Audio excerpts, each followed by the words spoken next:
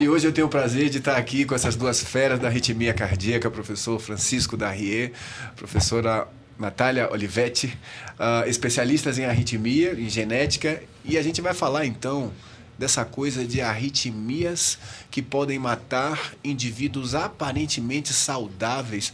Como é que funciona isso, gente? Vamos fazer um preâmbulo dessa situação, por que isso é importante a gente saber?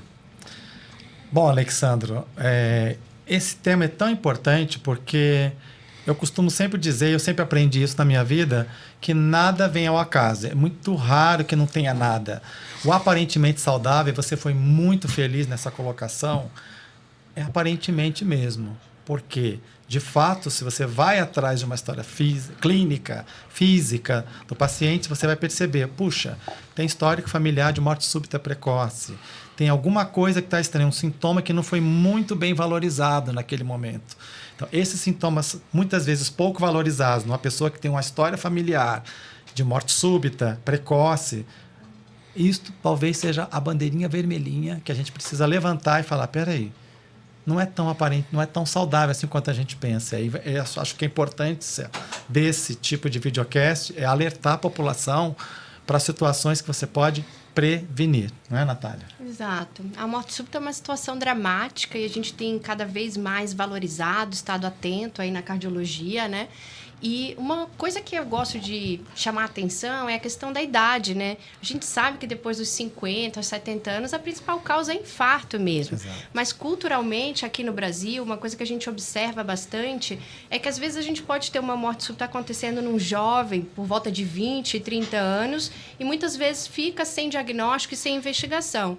Isso é uma situação que é indesejada, né? Por quê? Porque a gente precisa avaliar, identificar e diagnosticar essa morte súbita que ocorreu por conta dos familiares. Muitas vezes ela pode ser genética, geneticamente determinada, e os familiares podem estar em risco. Então, saber que a morte súbita pode ocorrer por uma causa primariamente arrítmica é importante também, e principalmente nessa faixa etária. E nós já estamos hoje a um ponto onde o grau de sofisticação na investigação, o grau de acurácia na investigação, veja, né, Francisco, que é um mestre que nos ensina a rastrear um ambulatório rico e com tantas ações em patologias diferentes de indivíduos realmente aparentemente saudáveis que chegam lá no teu ambulatório. Hoje a gente tem essa ferramenta genética que você se dedica a estudar e rastrear, que nos dá, inclusive, mais precisão na identificação de uma série de problemas que a gente vai discutir nesses próximos minutos. Agora, vejam vocês, como pode ser catastrófico simplificar a avaliação e dizer é um infarto.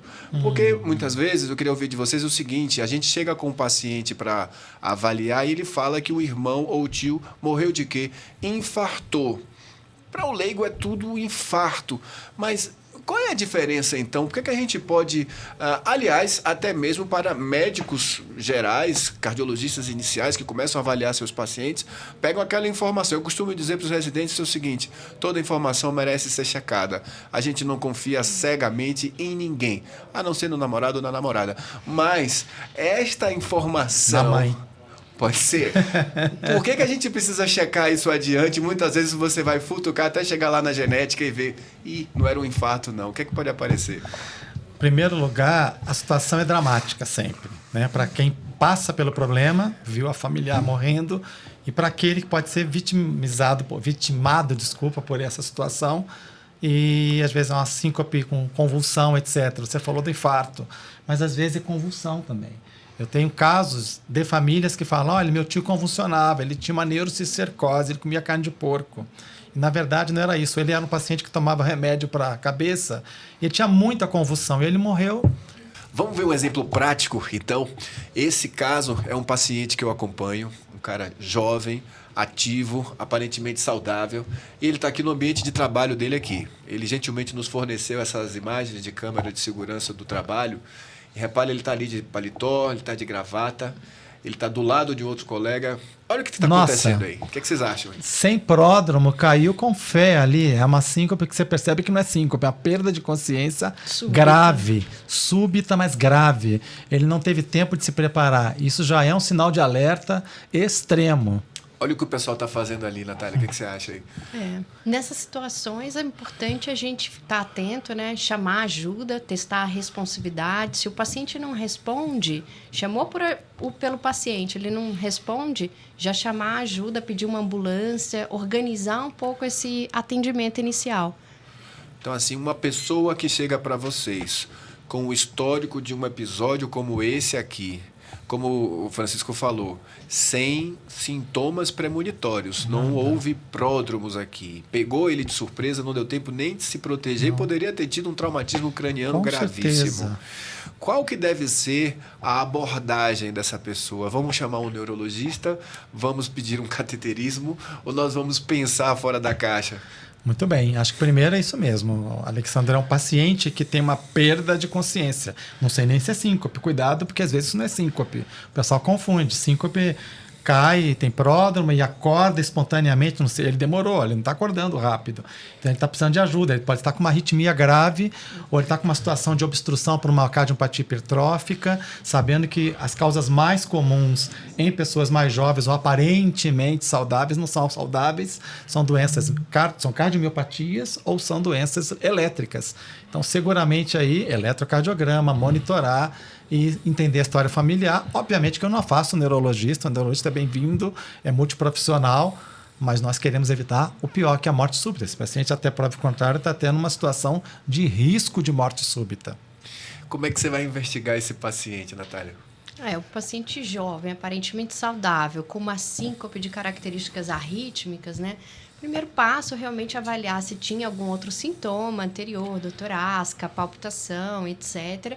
A história familiar é fundamental. Então, se tem algum histórico familiar ou de necessidade de um marca-passo de uso precoce, para a gente pensar em doenças do sistema de condução de origem genética, alguma história familiar de síncope, claro, de morte súbita cardíaca, né? Depois, a gente vai para o exame físico, claro, que é sempre importante, pode detectar um sopro, alguma coisa que passou despercebido aí previamente, e aí, conforme a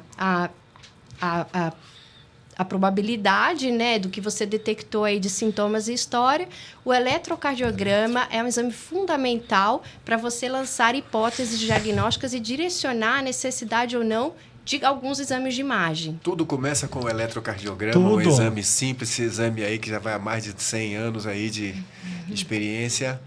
Pensar aplicável. que não tinha eletrocardiograma antigamente, Não tinha, né? não As pessoas tinha tinham que ir pela intuição. E a Hipócrates falava lá antigamente, né? Que quando as pessoas morriam, quando elas tinham perdas súbitas de consciência, inesperadas e frequentes, elas morriam Tinham mais chance de morrer subitamente. subitamente. Estava lá nos aforismos lá da época já, né? Isso é importante também. E por falar em eletrocardiograma, eventualmente ao se investigar um paciente como esse, a gente se depara com uma situação inusitada, como essa aqui. O que é então a síndrome do QT longo? Tem gente vendo aqui que não é médico, tem médicos que não estão habituados com esse tipo de imagem, mas para quem é da área, bater o olho nisso daqui já chama logo a atenção, não é, Chico? Eu me lembrei de um episódio do ER, aquele episódio americano, em que tinha uma enfermeira que ela desmaiava em todos os plantões, todas as vezes que ela era acionada para uma emergência. Não sei se vocês viram esse episódio. Para quem tem menos de 30 anos, ER é a equivalência... Emergency Room, pronto-socorro, claro. Do emergency Né? room. Então, o pronto-socorro é o Dr. House. É vamos porque chamar agora é assim, Grey's né? Anatomy. Você sabe que Sim. tem residente que chega nas visitas, inclusive, Grey's citando Anatomy. Grey's Anatomy, né? O equivalente. Então a gente tá um pouco mais velho, a gente tá em ER. Mas só para lembrar que esse era o caso, e aí a enfermeira, ela, todas as vezes que ela era acionada, ela desmaiava. Ok. E aí ela caía, todo mundo achava que ela não queria trabalhar, que ela tinha quedas estranhas. E aí foi fazendo tudo quanto é exame. Eletroencefalograma, Sim. claro, neurologista, Sua investigação psiquiatra. ao contrário. E aí sabe o que é legal? Porque eles no final eles falam assim, e aí de repente, num belo dia, um médico com um olhar mais atento observa o eletrocardiograma e mede um detalhe, o intervalo QT. E eu falava com a minha esposa, olha, deve ser QT longo. Aí quando ela foi QT longo, eu falei, era QT longo. E eu acho que é o que a gente está vendo aqui, quer dizer, um QT super prolongado. Esse é gravíssimo, tem até alternância elétrica de T. Esse é o típico elétrico que todo cardiologista tem que reconhecer e saber que é de altíssimo risco de morte súbita. E quem não é cardiologista tem que entender que tem que mandar procurar isso aqui. Porque, assim, da mesma forma que num programa de TV para leigos, essa patologia foi lembrada, quem está aqui nos assistindo porque quer entender um pouco mais de causas de morte súbita, de problemas inesperados, tem que estar familiarizado com essa entidade que não é tão rara assim, não é, Natália? Exato. Dentro das mortes súbitas por canalopatias, a síndrome de QT longo é razoavelmente prevalente, né? A gente fala que é o protótipo das canalopatias, né? Então, na síndrome de QT longo, a gente faz o diagnóstico basicamente pelo eletrocardiograma, né? Então, na ausência de uma causa secundária, então lembrar aí de distúrbio hidroeletrolítico, medicações que podem prolongar o intervalo QT ou isquemia aguda, você afastou uma causa secundária e essa alteração eletrocardiográfica é primária, basicamente o intervalo QT acima de 480 milissegundos já vai ser diagnóstico, né? De uma alteração genética que acomete genes associados a proteínas em canal de potássio que vão diminuir a velocidade de ativação do canal de potássio e isso vai prolongar o tempo de repolarização no potencial de ação e, por consequência, no eletrocardiograma. Mas o ecocardiograma é normal, tudo está normal, o exame físico está normal, né? Então a pessoa vai ver... Da importância do nosso eletro, tem que ter né? eletro, e às vezes... E aí, só para complicar um pouquinho, né, Alexandro? Você pode ter um QT longo, a síndrome, sem ter o QT longo, né, doutora Também, Natália? também. E aí, eu posso ser rastreado. quais são os sinais de alerta para ir atrás dessa síndrome, Uhum. mesmo não tendo QT longo no eletro, né? Imagina que a pessoa tem arrítmica, né? Então, síncope arrítmica. Síncope arrítmica. A gente acabou de ver uma síncope aqui Sim. altamente suspeita. Faz um teste ergométrico. As E aí provoca situações- o QT não fica menor que 480 no quarto minuto, ele vai ganhar um ponto. A síncope foi com estresse, ganhou 2 pontos. Score de Schwartz, 3 pontos. E tem uma história familiar de morte súbita precoce, ele tem QT longo mesmo sem ter QT longo no eletrobasal. Sinais, sintomas extracardíacos, alguma dica, alguma coisa a mais? Surdez, Só alguma coisinha aquelas assim? QTs mais Os raros, QTs né? sindrômicos são mais raros, né? Mas a gente pode ter a síndrome de Hervé-Lange-Nielsen, né? Em que pode ter surdez neurosensorial e, eventualmente, uma cardiopatia congênita associada com sindactilia na síndrome de Timothy. Mas essas condições são realmente extremamente raras. Eu diria que o mais importante é a idade e a situação clínica dessa síncope. E uma Então, um Deceta Will, né? jovem... entre 10 e 20 anos, que tem uma síncope arrítmica e uma situação de estresse emocional, por exemplo. Então, o paciente, a mãe chamou a atenção da criança, a criança teve um desmaio. Sim. Ou um paciente jovem que vai fazer uma apresentação oral na faculdade, tem uma síncope dramática, pensar em síncopes arrítmicas desencadeadas por estresse. E aí, dentre dessas situações, a gente tem que pensar em QT longo nesses jovens. E falando em eletro, falando em síncope, falando em risco de morte, o oposto do desencadeado por estresse, às vezes a gente se depara com doenças que matam dormindo, sem estresse. Aqui a gente tem os eletros de paciente com síndrome de Brugada. O que é essa síndrome? É tudo igual? Todos esses pacientes têm risco aumentado de morte súbita? O que é que o clínico deve buscar quando procura um eletrocardiograma como esse? Muito bem. Essa pergunta é fundamental porque ela faz parte dentro do imaginário médico, todo eletrocardiograma que todo clínico e todo clínico e cardiologista tem que saber.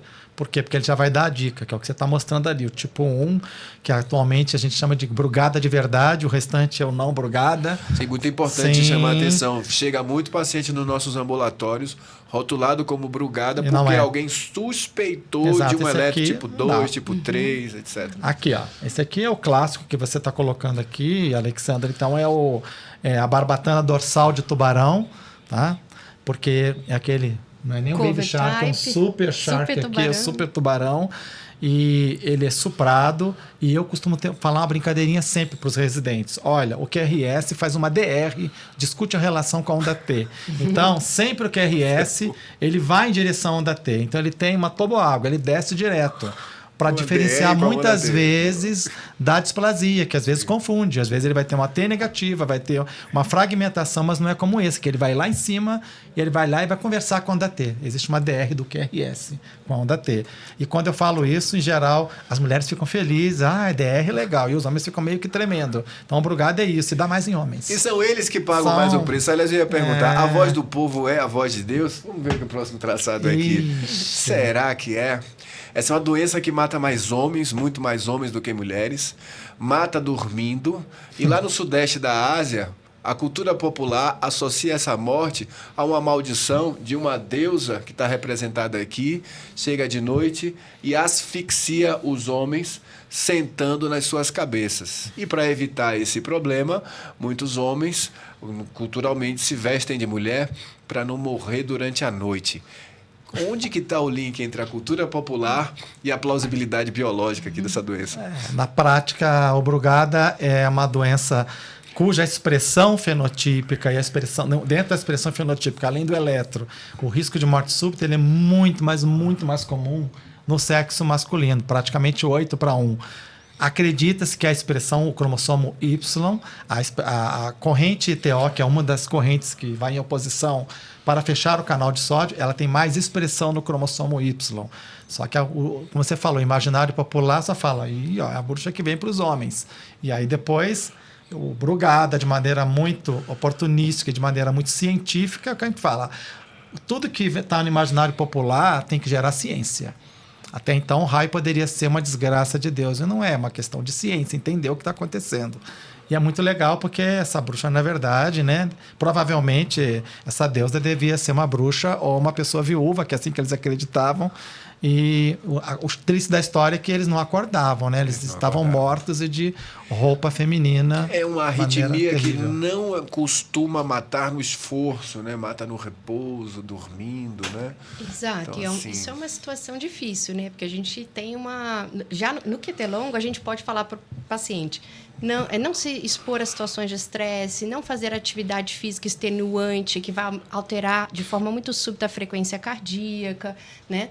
Já na síndrome de Brugada, a gente não tem como proibir ninguém de dormir, né? Então, isso é uma situação um pouco dramática. Mas, uma coisa que eu queria chamar a atenção é que o eletrocardiograma na síndrome de Brugada é muito dinâmico. Isso eu acho interessante Perfeito, do clínico e do perfeito. cardiologista saberem, né? Sim. Então, a gente mostrou os tipos, mas não necessariamente são uma coisa fixa, né? Então, eventualmente, o paciente tem um tipo 2, mas o que a gente vai fazer é testes e eletrocardiograma em situações variadas, por exemplo, um Holter em derivação superior, um teste ergométrico em derivação superior, para a gente tentar flagrar o padrão tipo 1, porque a gente acaba ficando com um diagnóstico que é praticamente eletrocardiográfico, né? E numa situação em que esse padrão é muito dinâmico. Então, tudo vai depender da probabilidade de ser um Brugada.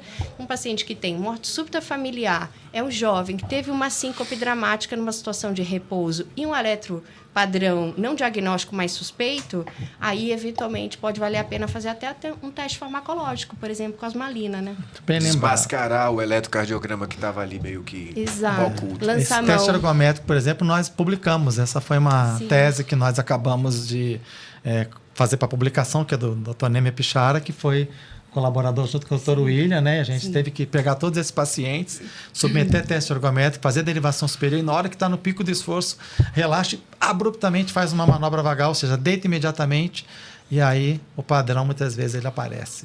Então a gente está com outras linhas hoje de trabalho nesta área e o que eu quero também chamar a atenção é que esses pacientes, de maneira até eu diria que a gente tem que ter compaixão, tem desespero, porque muitas coisas você pode evitar, como você falou, Alexandre. Atividade física, vamos tentar reduzir, mas dormir não tem como evitar. Ele vai ficar desesperado, ele acha que ele pode morrer dormindo.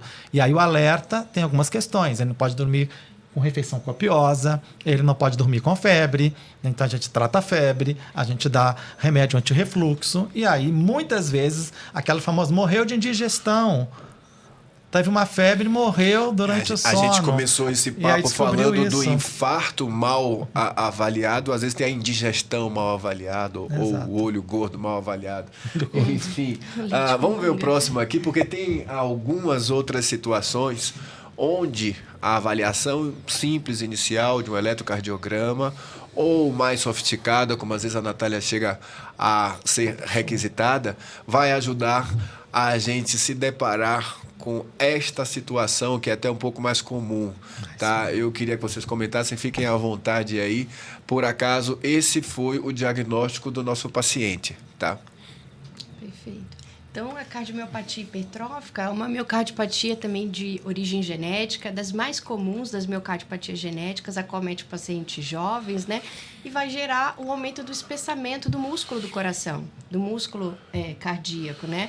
E isso pode gerar alterações eletrocardiográficas, como a gente bem está vendo aqui, sobrecarga ventricular, a gente pode ter endosquês no eletrocardiograma, como está aparecendo aqui também.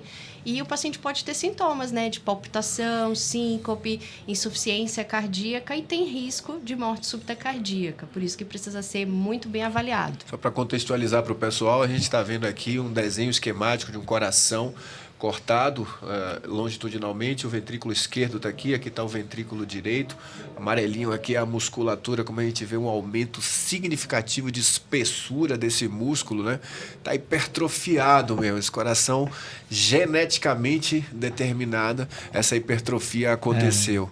Não pediu para estar assim, né? Apareceu dessa forma. E nesse cenário também é importante a gente lembrar que hoje a gente já tem na diretriz europeia de cardiomiopatias, que é do ano passado, né, 2023, indicação de fazer, além da avaliação clínica, do eletrocardiograma e dos exames de imagem, também o teste genético. E tem um motivo bem especial, porque esse aumento do espessamento ventricular, ele pode estar associado à hipertrofia sarcomérica, né, que é o mais comum, que é a cardiomiopatia hipertrófica clássica, associada aos principais genes MYH7, MYBPC3, mas em 5 a 10% dos casos, esse espessamento, na verdade, não é hipertrofia miocárdica, e sim depósito de outras doenças que são as genocópias, fenocópias ou genocópias de uma cardiomiopatia hipertrófica sarcomérica. Então, um exemplo, por exemplo, é a síndrome de PRKG2, em que a gente tem um depósito de glicogênio. Então, o músculo parece estar aumentado, mas, na verdade, são vacúolos intramusculares que estão gerando esse espessamento muscular e o tratamento vai ser diferente, o prognóstico vai ser diferente. Então, é importante a gente fazer o diagnóstico molecular também. Então, às vezes, está olhando, não é, Chico, um ecocardiograma mostrando macroscopicamente um padrão, músculo aumentado, músculo hipertrofiado, mas aqui pode existir muita coisa mais complexa isso que eu queria falar. Debaixo disso aqui. Quais eu são? Tô doido para falar isso, porque então, é só, você vai dar porque as vocês estão dicas falando para o muito pessoal de hipertrofia. Só que a hipertrofia, para quem principalmente é leigo, hipertrofia não é uma coisa boa, né? Porque olha, tô forte, tô hipertrofiado, meu músculo é forte. Como assim? O coração tá forte. E aí? Ele tem hipertrofia.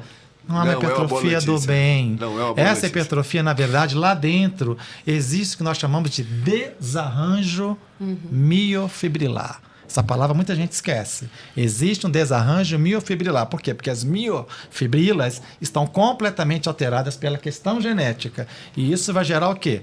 Propensão a arritmias, porque o sistema de condução não está preparado para esse desarranjo miofibrilar. E quanto mais ele for testado, e aí entra a atividade física, né, que pode ser um fator deflagrador, maior a chance de você ter um evento súbito, inclusive a morte súbita. Ok. E quais seriam, assim, sinais fora do coração, às vezes, que dão pistas para que a gente esteja diante de uma fenocópia, de uma doença mais complexa, uma doença infiltrativa, uma doença metabólica? Assim, tem alguns sinais para o clínico olhar no teu paciente?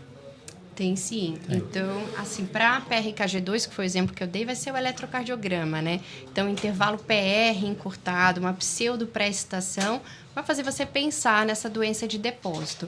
Outra coisa que é interessante é a idade de acometimento.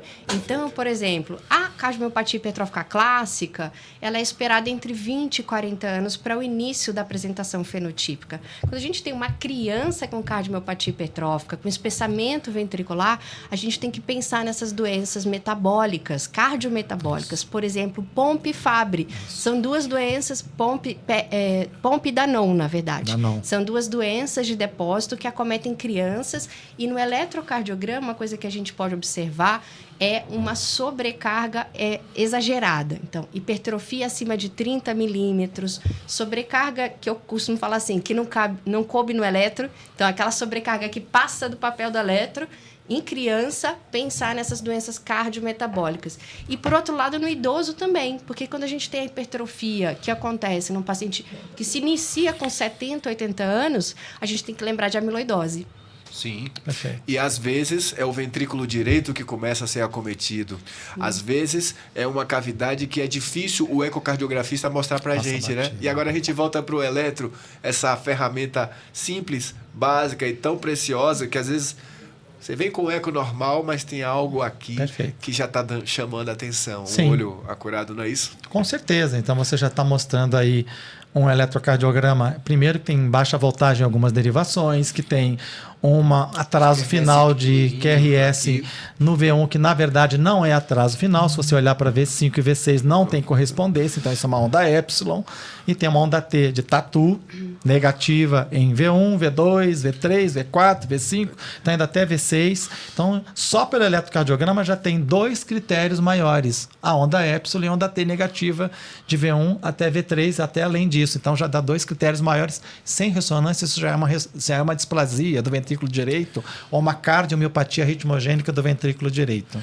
Por que ressonância magnética? A gente ainda não tinha falado isso até agora, né? Onde é que a ressonância magnética entra na avaliação dos nossos pacientes? Sempre que tiver essa questão. Por exemplo, aqui eu pediria em todos os pacientes, mas de novo, de olhar a onda epsilon e a T negativa, a ressonância vai complementar para mim. Se ela vier negativa, eu troco de médico que fez eu troco, claro, porque ele está errado, tem alguma coisa errada. E é bom lembrar que em cada especialidade, eu costumo brincar, na clínica médica, a gente reajusta a medicação, a gente tem um direito de reajustar. Pode não dar certo. Na eletrofisiologia, pode dar um retoque, olha, deu um probleminha, ou então deu certo, recorreu. Na imagem, ele tem que reconsiderar. Então, muitas vezes é importante a reconsideração diagnóstica. Sim. Quando você percebe, a gente fala que a gente é meio raiz e fala, olha, não é possível que você não ache nada num eletro como esse daqui. Nas cardiomiopatias de origem genética, a ressonância é fundamental. Ela pode ajudar a direcionar o tratamento e o diagnóstico do paciente. Então, diferente do ecocardiograma, ela te dá a informação tecidual, né? Então, você pode utilizar o mapa T1 para fazer diagnóstico diferencial de algumas dessas cardiomiopatias, o mapa T2 para pensar numa coisa mais envolvendo edema, envolvendo uma cardiomiopatia inflamatória, né? E, lógico, o realce tardio. Hoje, quando a gente fala em morte súbita, a gente tem muita informação na literatura mostrando correlação da presença, da carga e da quantidade de realce tardio com o risco de morte súbita em diversas cardiomiopatias, principalmente nessas cardiomiopatias de origem genética. Na cardiomiopatia ritmogênica, por exemplo, hoje, através da ressonância e das técnicas de imagem, a gente sabe que a gente pode ter um realce tardio no ventrículo esquerdo, circunferencial, mesoepicárdico, que é chamado de ring-like, né, com padrão em anel, que é bem específico e vem aqui de 2022 para cá, cada vez mais sendo correlacionado a miocardiopatias genéticas, inclusive com maior risco de morte súbita. Atualmente, a gente tem até evidência mostrando que, mesmo comparando a mesma carga de fibrose, o fato dele ser ring-like, ele está mais associado à morte súbita. Ou seja, cada vez mais a ressonância vem trazendo informações relevantes no cenário da morte súbita cardíaca. Indicação precoce de desfibrilador com fração de ejeção mais alta. A gente tem muita dificuldade hoje de indicar o desfibrilador em fração de ejeção de 45 com esse padrão. É a nossa grande briga hoje, é importante aqui a Sobrac que está nos apoiando, porque precisamos de cada vez mais reforçar a necessidade, porque essas doenças são graves e fatais. Então, a gente não tem que esperar chegar em 35% para o paciente ser acometido aí de um mal maior. Então, a gente está vendo aqui situações que podem complicar a vida de quem aparentemente está saudável. Exato. Não está infartando, não está com insuficiência cardíaca avançada, não está pálido, com falta de ar. Muito pelo contrário, está até praticando esporte, mas pode ser algumas dessas doenças que nós citamos. E aí, no próximo vídeo, a gente vê o resultado de uma intervenção bem sucedida numa situação como essa. Esse é um paciente com a cardiopatia ritmogênica de ventrículo direito, com um desfibrilador já implantado. Ele acabou de ter uma parada cardíaca e repara que ele acabou de levar um choque, o aparelho chocou, ele está parado, ele vai tomar mais um outro choque e Tenso. é um resultado, é uma situação tensa, Ó a família que acabou de receber o choque. Meu E Deus. felizmente ele vai acordar, a gente vai ver aqui agora o resultado. O rapaz está saudável, ele nem sabe o que aconteceu. Não, o que Ele aconteceu, tá tudo bem. Ele não sabe o que aconteceu, apagou a luz. Ali a luz apagou e acendeu, graças a um dispositivo, como você acabou de falar, que reverteu uma arritmia ventricular e nesse momento seria a morte dele se ele não tivesse protegido. Como você fala aí, realmente é uma luta a gente ter acesso a esse tipo de intervenção para quem aparentemente está saudável, mas tem vários sinais de alto risco. E lembrar também que você está prevenindo a morte súbita aqui, mas se ele evoluir para insuficiência cardíaca ou transplante, o desfibrilador não vai prevenir. O paciente às vezes tem a ilusão de que ele está curado com o desfibrilador. A gente está prevenindo a morte súbita, mas a doença continua lá. Isso é muito importante, esse recado. Aproveitar que a gente está gravando isso, porque senão fica uma impressão de que colocou o desfibrilador, está tudo resolvido. Não.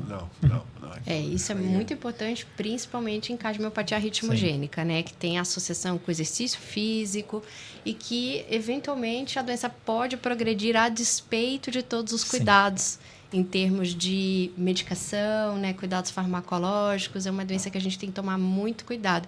E, por último, queria lembrar também da importância do aconselhamento familiar, né? Então, quando a gente faz um diagnóstico desse, uma cardiopatia ritmogênica num jovem que colocou o CDI, preveniu morte súbita, a gente não pode esquecer, como clínico ou como cardiologista, de avaliar o restante da família. Isso é fundamental, porque às vezes a gente está cuidando de um e o primo, o irmão, pode ter uma morte súbita.